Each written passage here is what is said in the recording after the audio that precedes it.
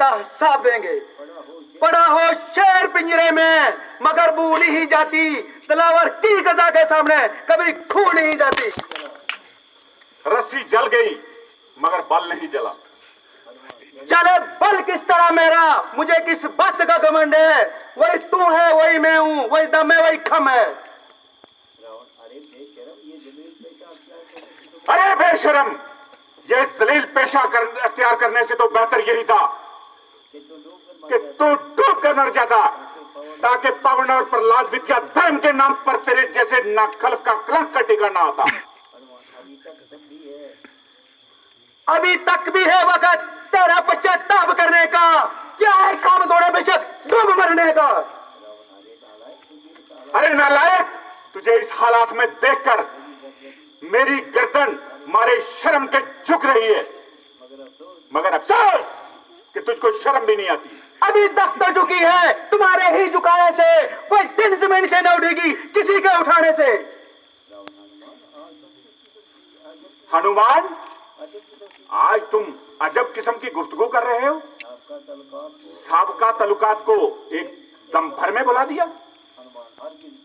हरगिज नहीं, बल्कि उन ताल्लुकात की वजह से ही मुझे यहाँ आने तक हौसला मिला है। हनुमान आपका वैसा ही वफादार है और बावक्त जरूरत आपकी हर तरह से मदद करने को तैयार है। आहा, इसमें क्या शक है। अगर तेरे जैसे 5-4 वफादार और हूं तो मेरा बेड़ा तो पार है। ये अच्छी वफादारी है। तमाम बाग को तोड़ा, सफाई ने रोका तो उसको मरोड़ा,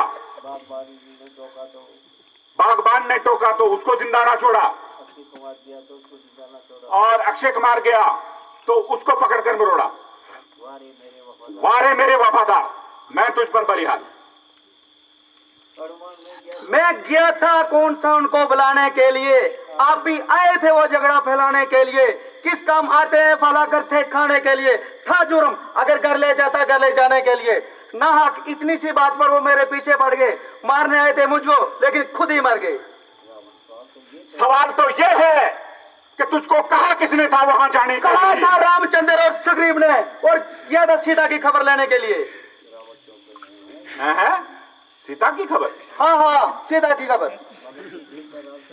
मगर सुग्रीव का रामचंद्र से क्या ताल्लुक?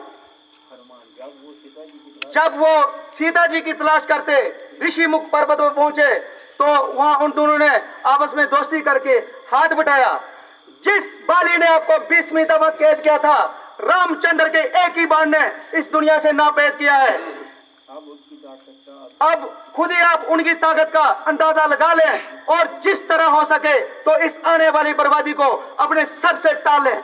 इसमें सबसे आसान तरीका यह है कि आप सीता जी को हमरा लेके रामचंद्र के कदमों पे जा पड़े।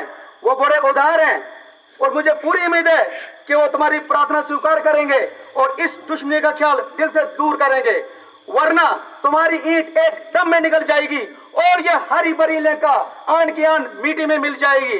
क्योंकि बनरदीप का एक एक बच्चा मरने को तैयार है, उनको सिर्फ मेरी वापसी का इंतजार है। अरे नालायक, जरा जबान को संभाल और सोच समझ कर बात मुंह से निकाल।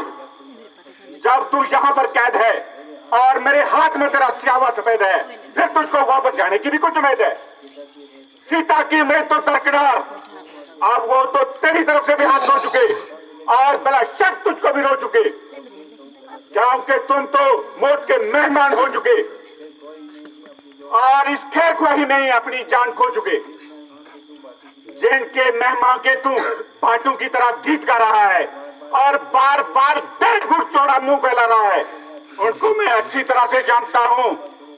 अव्वल तो वो खाना बदोश रामचंद्र और लक्ष्मण, और दूसरे कौन मिला? सुग्रीव, अकल का दुश्मन।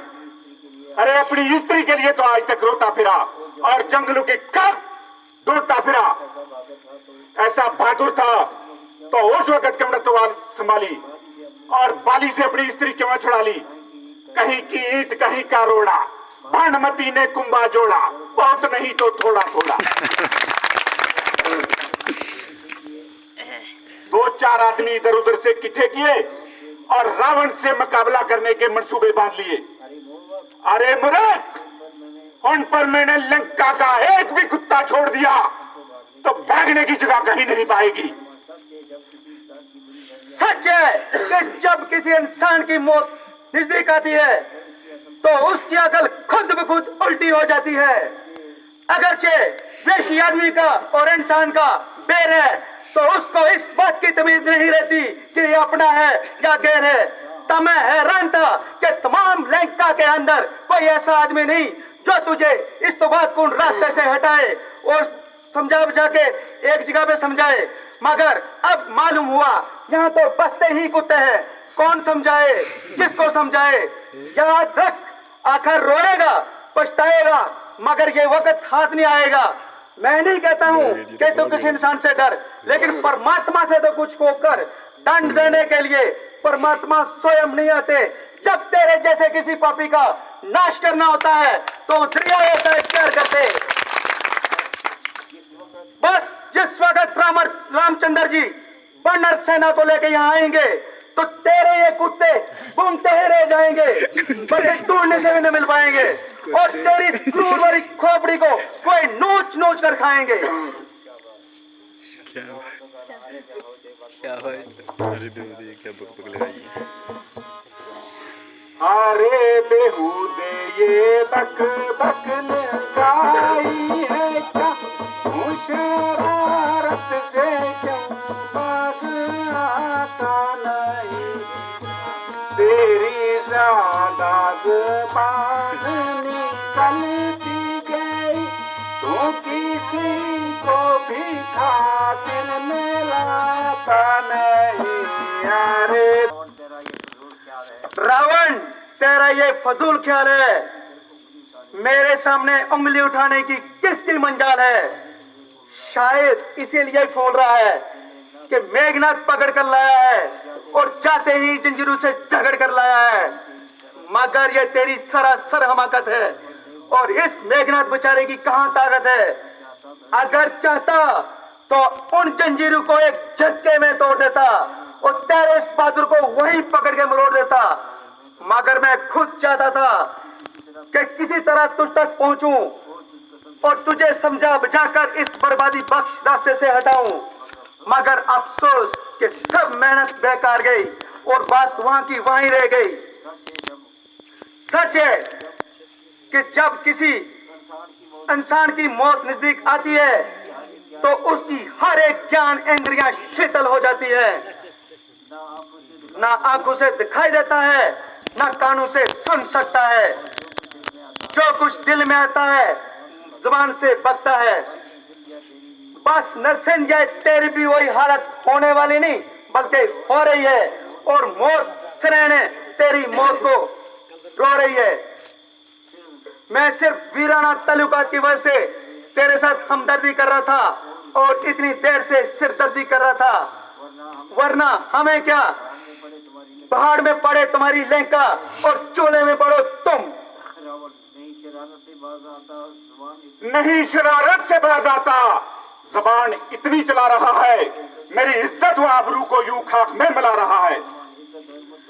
इज्जत हुर्मत तो आप खो ही चुके, कसूर मेरा बता रहे हैं। अजब तमाशा है यारो, जमाना कैसा आ रहा है। अरे नालायक, बता तू मुझको खौफ किसका दिखा रहा है? मैं वो बला हूँ जिसके भय से काल भी खौफ खा रहा है। लोग खुद ही देख लेंगे तो इतना क्यों दिल मरा रहा है? कल जो खाता था खौफ जिसका, वो आज उसको खा रहा है। हुआ में जितना नरम उतना तो जमीन सर पर उठा रहा है। अरे बेहुदे, तू अपना तसल्लुत मुझ पर जमा रहा है। तेरे जैसे गदार जो अपनी उम्र वेश्यों में गुजारा है, यह है तजुब कि आज भी तो मुझे बेहुदा कह कर बुला रहा है। न मैंने जब तक उठाई खंजर तभी तक कहचा रहा है, तू अपने हाथों से अपनी खातिर आदम का रास्ता बना रहा है। चंद दिन में यह भी होगा चर्चा, वो दिन भी नजदीक आ रहा है। कहेगी दुनिया, देखो लोगों, जनाजा रावण का जा रहा है। अरे नवका शरीर, रावण के सामने ऐसी बेहुदा तकरीर। मैंने हर जंग खून जिगर पिया और बतेरा तेरे बुजुर्गों का लिहाज किया, मगर अब मेरी तलवार ही तुझको खामोश कराएगी और तुझको हमेशा के लिए सुख की नींद सुलाएगी। भाई साहब जरा तहमील कीजिए।